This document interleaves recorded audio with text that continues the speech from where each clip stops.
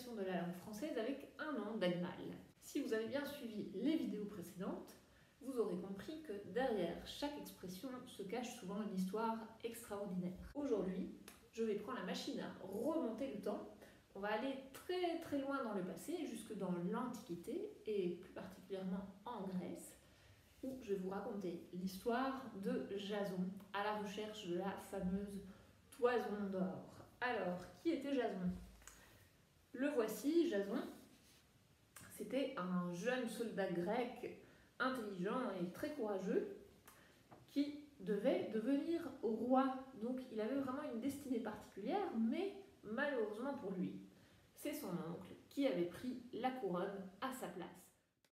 Pas de chance, il était monté sur le trône avant lui.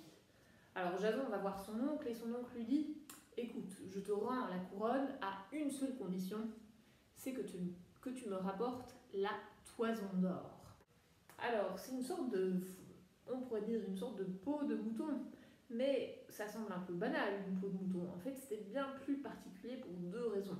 D'abord, c'était pas un bête mouton, il s'agissait en réalité d'un bélier ailé, donc un bélier, un gros mouton avec des ailes, donc un animal complètement magique, et puis bien sûr elle était en or, donc très précieuse. Vous avez déjà vu un mouton en or, vous? Pas moi. Donc Jason part à la recherche de cette fameuse toison d'or pour devenir roi. Et pour aller chercher la toison d'or, il doit traverser la mer.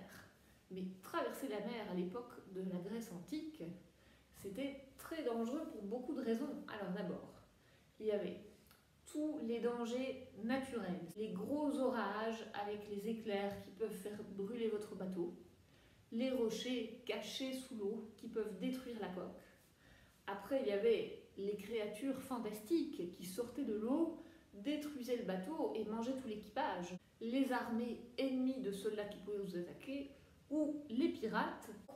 Pour traverser tous ces dangers, il valait mieux être bien équipé et bien accompagné. Donc Jason, il part avec son super bateau et un équipage vraiment de grande classe. Il avait une cinquantaine de soldats qui l'accompagnaient, qu'on appelait les argonautes. Et parmi les argonautes, il y en a un qui est un de ses amis, qui s'appelle Lyncée. Lyncée, comme vous voyez ici, il avait une caractéristique vraiment particulière, en fait un super pouvoir. C'est que Lyncée avait des yeux extraordinaires. Lyncée, il était capable de voir la plus petite fourmi, mais à des dizaines de kilomètres de distance. Et quand il regardait au-dessus de lui, il pouvait voir à travers les nuages et jusque derrière les galaxies. Il pouvait voir les animaux qui étaient là au plus profond des mers obscures. Il pouvait voir à travers les montagnes, à travers les murs. Donc il avait des yeux vraiment extraordinaires. Et ça, c'était très utile sur le bateau parce qu'il se plaçait à l'avant, il surveillait tout et il évitait tous les obstacles. Et du coup, grâce à ça, le voyage était super facile. Pas de pirates, pas de rochers, pas de créatures monstrueuses.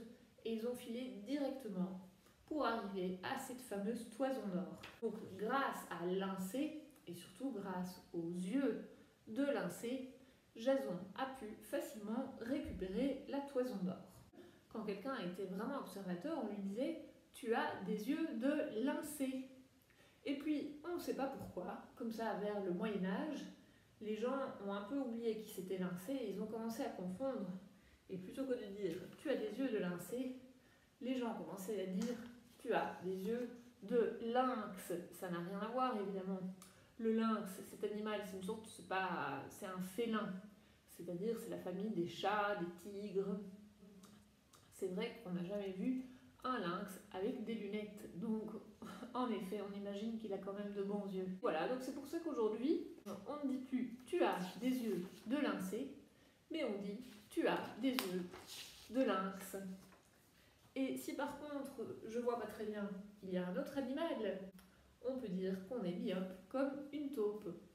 Voilà, ça c'était l'expression du jour, l'histoire de Lyncée et de Jason et la toison d'or. Et on se retrouve la prochaine fois pour une nouvelle expression de la langue française avec un animal. À bientôt!